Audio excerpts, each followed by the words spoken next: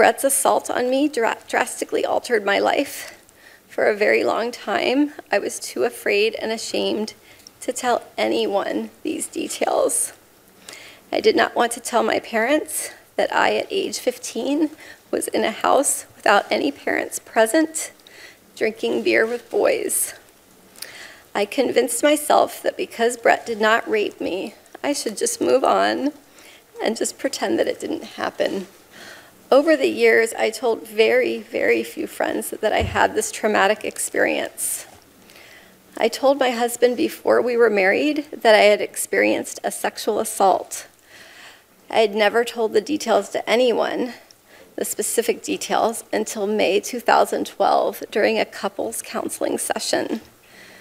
The reason this came up in counseling is that my husband and I had completed a very extensive, very long remodel of our home, and I insisted on a second front door, an idea that he and others disagreed with and could not understand.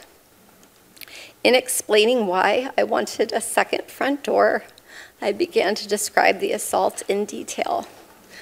I recall saying that the boy who assaulted me could someday be on the U.S. Supreme Court, and spoke a bit about his background at an elitist all-boys school in Bethesda, Maryland. My husband recalls that I named my attacker as Brett Kavanaugh.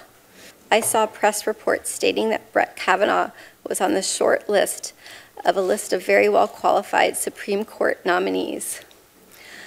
I thought it was my civic duty to relay the information I had about Mr. Kavanaugh's conduct so that those considering his nomination would know about this assault.